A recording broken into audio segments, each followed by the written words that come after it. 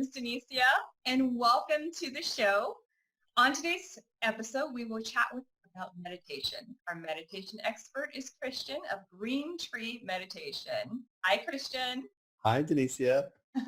It's so great to see you. Thanks so much for joining us. It's a pleasure. So you've been meditating for a while, and you're also an instructor. Can Yes. you tell us a little bit about your unique background?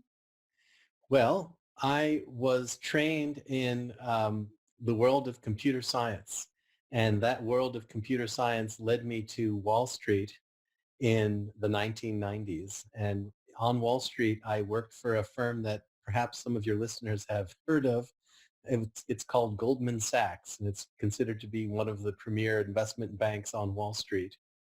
And that experience led my 1990s to be now considered what I lovingly refer to as the bad old days, where I was highly stressed and working all hours for traders, doing technical consulting for people who were making very lucrative business deals, and I was their technical support and also their software developer. So it was a time of high demand and high stress for me. Hmm. And from there, at the end of the 1990s, I decided that change was inevitable. And so I decided that I was going to move out to California because I Nice. needed to be near water. Warm water. Warm water. Well, I got the water part. I'm not so sure about the warm part. That's true. Florida's warmer. Miami's a little bit warmer too. Yeah, much warmer. But Atlantic is so much nicer. And so I came out to Venice, California, and I was deciding between Venice and San Francisco. And this was kind of at the height of, the first internet bubble. And when I took a look at San Francisco, I decided that Venice was going to be much more suited to what I was looking for. And one of the things that swayed the decision was I took my first ever yoga class. So you have to picture this is now 1998. And I had no idea what yoga was. In fact, I said to one of my friends, I said, hey, what's yoga? And he goes, Wow. oh, it's this great thing. And I was like, well, what do you do? And he said, well, you should just come to a class. And I said, great. I said, well, what do I bring and what do I wear? And he's like, don't worry about all that. Just wear a t-shirt and some shorts and bring a towel because you might sweat a little bit. And I did my first ever yoga class. And that's what convinced me that I needed to move to Southern California and be more of the great yoga that was available. And so I practiced yoga for about 7 years straight. And I still practice today. And it was at the end of a yoga class that I was first introduced to meditation. And meditation as taught at the end of a yoga class is about 30 seconds of instruction. And they sit there and close your eyes and count your breaths and see if you can get a 7-second inhale and a 7-second exhale.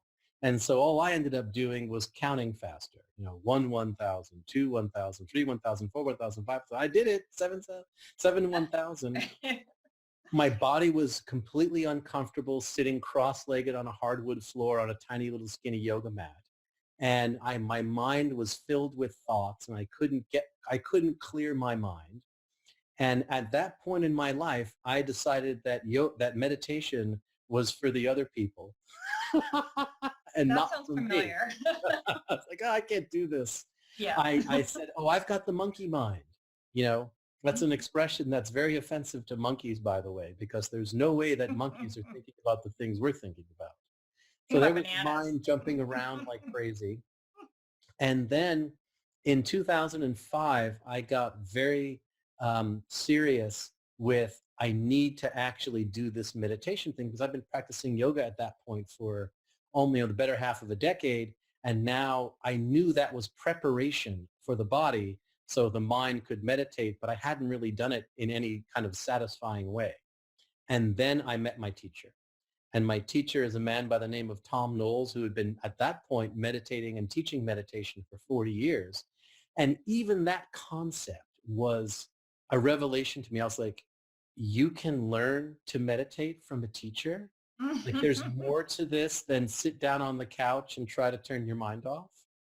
And my teacher explained to me that there's different techniques of practice and they all have different expected outcomes. And what I learned, which is called Vedic meditation, was a technique that is a transcending meditation technique. It helps you to step beyond thought, as opposed to something like mindfulness, which helps you to kind of, in a sense, make friends with your thoughts and be present with your thoughts.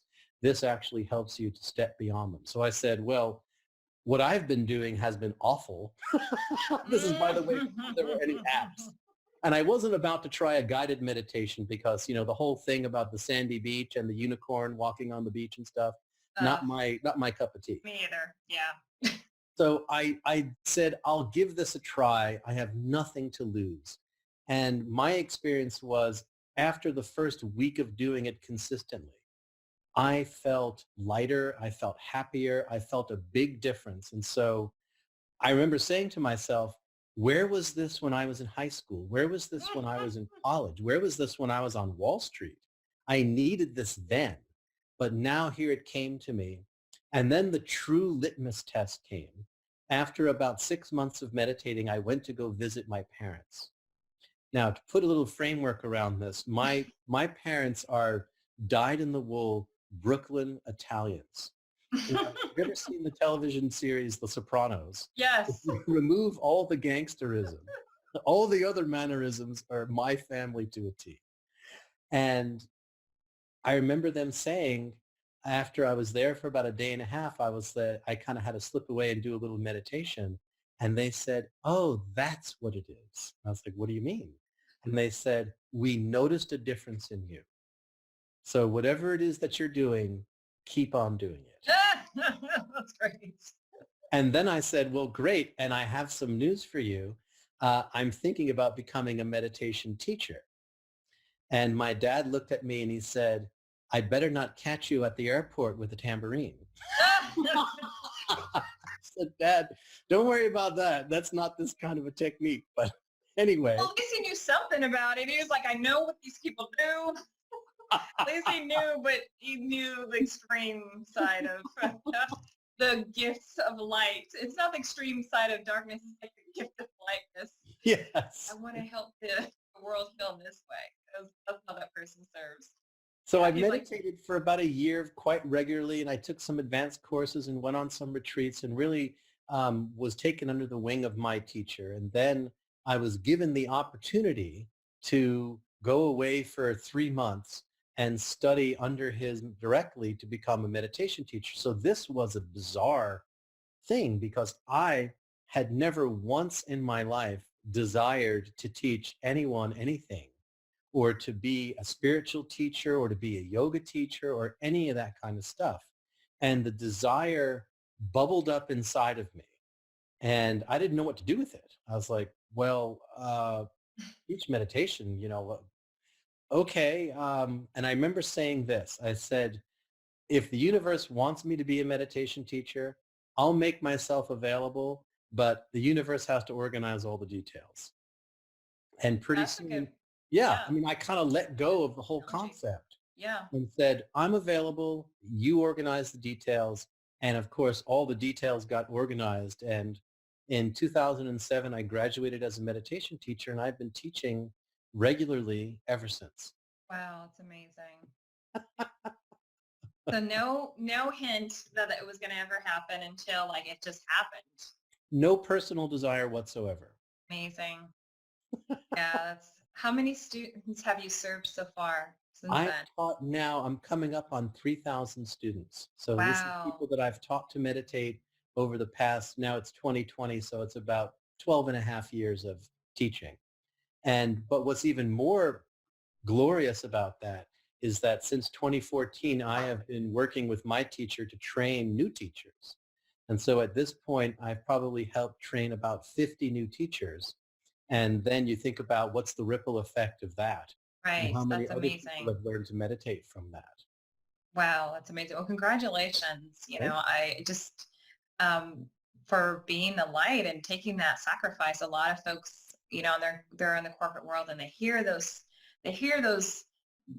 nudges, inside, and they feel it, but they just don't know how to do it because of pressure from family or pressure from spouse and you just said, you know what, I'm going to just go with this. Oh, kudos to you for doing that. There's a lot of people who want to do that that are probably watching the show, but amazing. So what's your parents say now? What what do they Okay, say here's, now? here's Just what wanted my to know, parents just say. we don't ever talk. No one ever talks about that on shows. It's like, what, Uh, how did they get eased I'll, into it, I'll be obviously, but honest with I you. just got it now. I've taught both my parents to meditate. Oh my Um, goodness, it's amazing. my dad is a very, has been, my parents met in a bowling alley in Brooklyn. And my dad has always been in bowling leagues. Within 3 weeks of learning to meditate, he rolled his high game, which happens to be 279. That, for Oh. those of you who know anything about bowling, that's almost all strikes, and then he got a 9 on the last ball or something. So he says that meditation has helped him quite a bit. My mom meditates, but here's what they also say. They say, they call me Chris. Chris, people from California are weird. We And know. I look at them and I say, I live But in we changed the California. world. You know what I mean? We're weird in a good way. I say, I live in California. And they look at me and they say, well, you're a little weird too. Thanks, Mom. Yeah, right. But yeah, they love you, but you're bringing the We love weirdness to you, but them. you're a Like little you're weird. bringing the That's great. Oh my God. I love it. I tell friends, I'm like, California's its own special place, and we're just a black sheep. That's just how it is. But people love us because we bring great, weird ideas that they never would have thought of before because people are scared to kind of step out of their zone in other states and the culture dynamics and everything else. But it's like, nope, not here in California. Just do what you gotta do. Great, I think whatever. in some ways, I feel that there's a lot of leading edge thinking that goes on here. And of course, some of it Yeah, really goes I out into agree. left field. But I think we have the ability to export that thinking because we do that through media. And now not only through the film and television industry, but you may know that Southern California, especially around my neighborhood in Venice, is Oh, now a big tech huge. hub. We have Google here, we have Snapchat here, and then everyone else who wants to be bought by Google, they're starting their little startups here. And so we really do export this kind of thought process out to the world through media. Yeah, So we've got that going for us. yeah, exactly. Yeah, I'm okay with being the black sheep. It's okay, fine. So anyway, that's awesome. Yeah, I agree. I love it here. I've lived in other states and I love other states. I've lived in Oregon and also in Nevada, and it's I love that energy too for those particular moments, but there's nothing like being here where all the innovation is happening. A lot of the innovation, not all of it, but most of it's happening here. Yeah, I agree. So yeah, that's amazing. So can you share 3 tips for folks that want to learn how to meditate? Like, what are some tips that they can that you can give that will allow them to be successful? I think that the first thing to understand about meditation is that meditation isn't about the subjective experience that occurs with your eyes closed. Obviously, when we meditate, you've seen pictures of people meditating, they have their eyes closed. It's not really about that as much as how you feel outside of your own practice. And it's easy to get caught up in measuring meditation by, oh, I have too many thoughts, or I'm not getting any depth, or I'm not feeling any relaxing aspect with my eyes closed. But really, the concept of meditation is to see to what extent it can imprint itself onto your daily waking state experience of life. And this was my experience. I started to meditate and I started to feel a little bit more calm. I started to feel a little bit more connected. I come from an Italian-American household where going from 0 to 60 is normal. Yeah, I got it. And then back down to 0. Yeah. So to feel more calm, to feel more connected, to feel less reactionary to the world around me, that was the big benefit. Even though when I was doing my practice, especially in the beginning, I was having thoughts in my meditation. So not judging by within, but judging from without. I think the second thing is regularity. And I think that there is a tendency for people to kind of not stay regular with their practice. So some people say, oh yeah, I meditate. And that might be every once in a while at the end of a yoga class, they might do a meditation. But I think meditation needs to be something that is done as part of your daily routine of hygiene.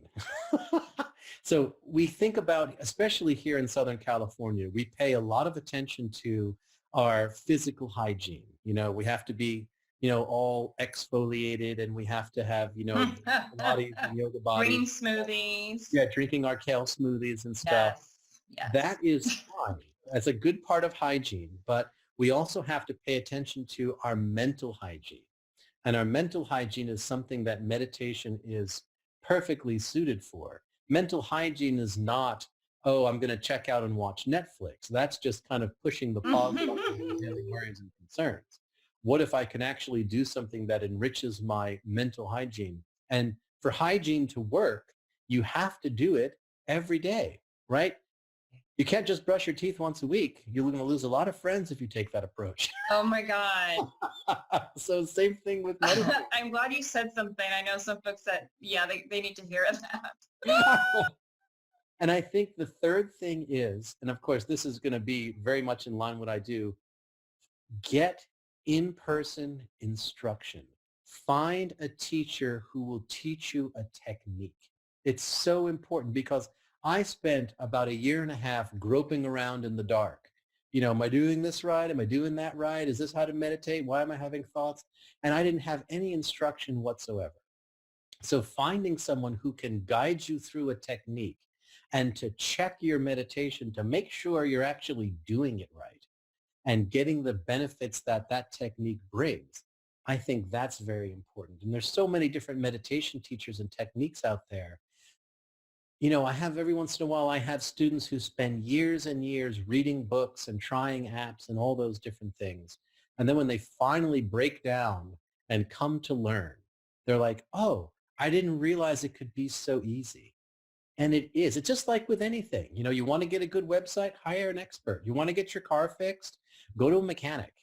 You want to learn to meditate, go with someone who knows how to teach it to you. It's so much easier. Absolutely. Yeah. And since you guys, Christian was my meditation instructor 10 years ago. About that, yeah. It's been 10 years. And I was one of those folks that for a year, I was reading the books and going to the apps and no success and very frustrated. And then I finally just surrendered, and it was just amazing. I have gone through, meditation's changed my life. So I've been through a couple levels of meditation. There's so many things that Christian can share with you on this when you see him. If you decide to meditate, I highly recommend him.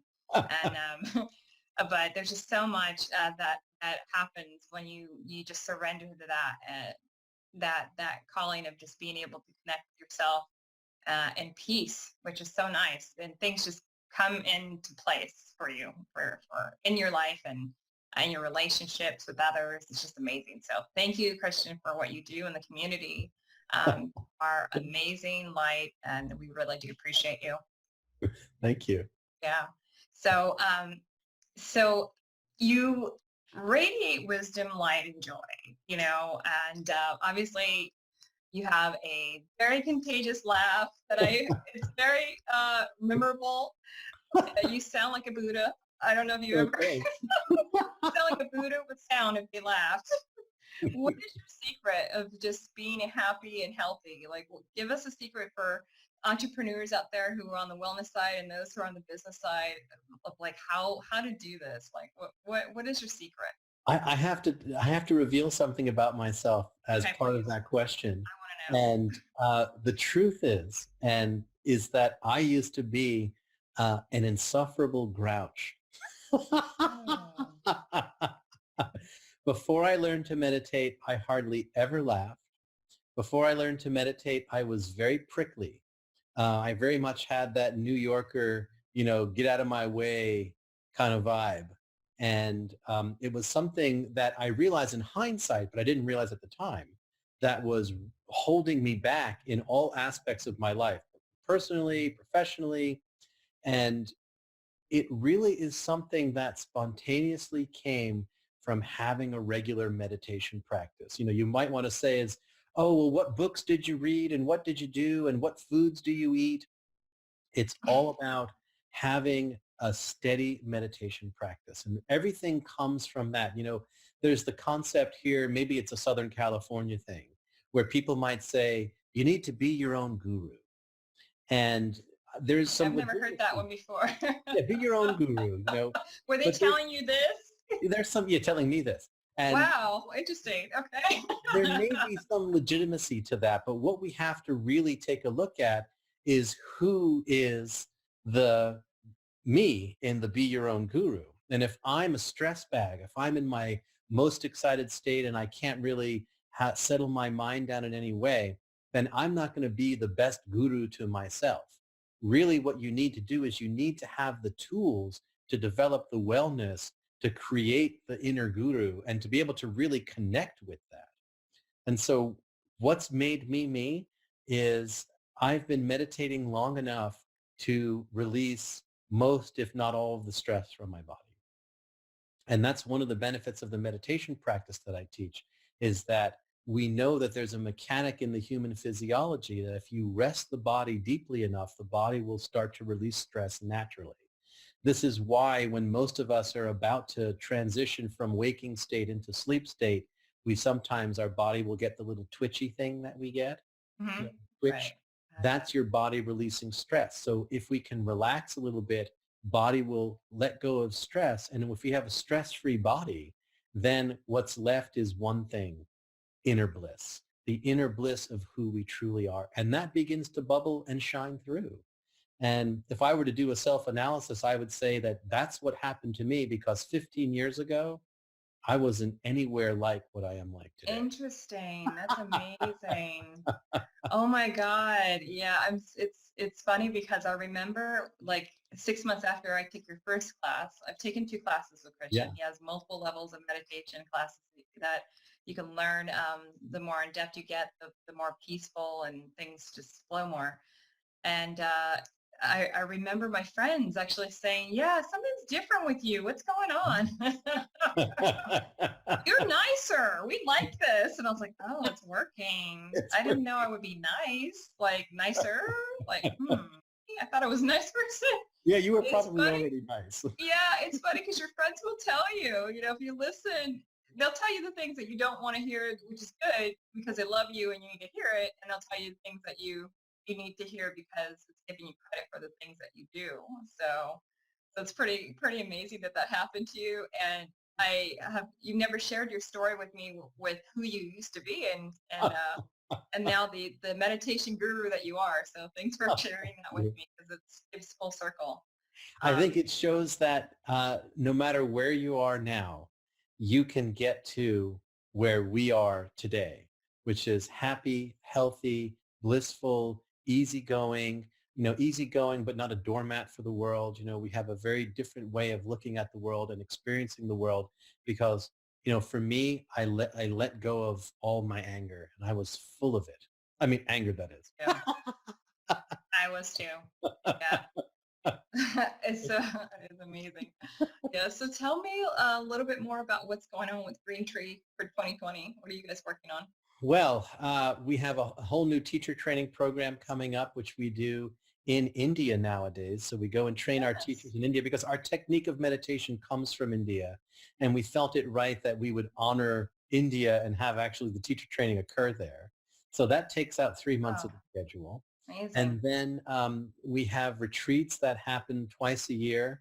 We have one in the fall that's coming up at this beautiful retreat center in Ojai, this place is gorgeous. It's off the hook gorgeous. And on top of that, we have the most amazing chef in the whole world. So sometimes people will say, oh, it's so hard to schedule in a meditation course with my daily life demands.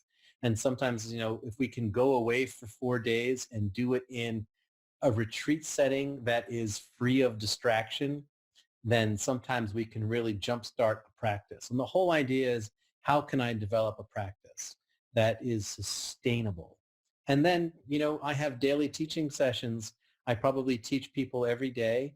And I have courses running a couple of times a month, and people come and they learn the practice. But the hard work is getting people to come and really commit to wanting to learn it. And that's the thing. People have to be ready for this new step in their lives. And Yeah. letting go of a little bit of prejudice sometimes is part of that. They think that becoming a meditator means that, they're going to start, wearing strange patterned clothes or getting Smelling dreadlocks. weird. Yes, smelling like patchouli. Laughing weird, like Laughing. whatever happens. And I think that the more that we show the world that you can be, just a normal average person and have these wellness practices sustained in your life, it gives people hope that, well, I can do it too. What's wrong with Absolutely. And me? it's like, yeah, I like to shed the light on this because I feel like uh I think the one fear that had me kind of doing the whole, like, let me focus on the apps, let me focus on the books and all that great stuff was the one fear that I had was making sure that I was accepted by my peers. I Ah, wanted to be accepted as, like, keeping it the same. Like, it was weird. I had like a subconscious kind of feeling of I don't want to be weird. You know what I mean? yeah. I want to just keep the norm. And I have to tell you viewers that you'll still keep the norm. You'll just know how to blend into wherever you go.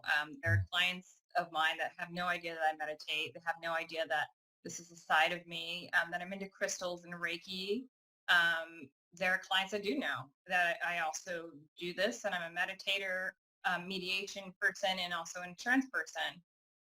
So whoever you are, just be who you are, and just know that it's your life. It's not other people's lives. It's you have to live your life, and hopefully you're living it to the fullest with health and happiness. That's So beautiful.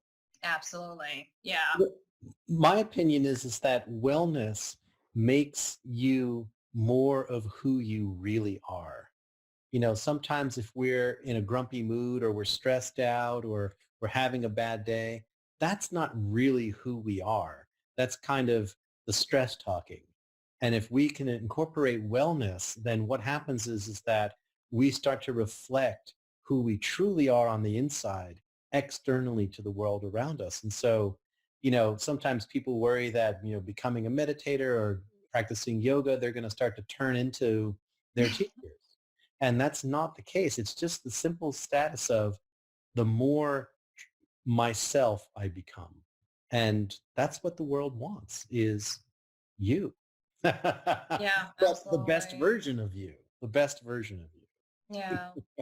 Thank you so much, Christian. How do people find you on social media and the web? What's the best way to reach you? Well, if anyone wants to see what a 12-year-old website looks like, go to, It's a go website. to, I think it looks good. go to greentreemeditation.com to see what ancient websites look like, but hopefully I'll be updating that. GreenTreeMeditation.com. Yeah, Tree, Green Green Tree. Tree. And you can find me on, I think it's Twitter as Green Tree Center because there just weren't enough letters to do Green Tree Meditation. Yeah. And I Okay. post on that quite frequently. So, Where's the retreat information? Is it on the website or oh, yes, it's on the website. You can find it there okay.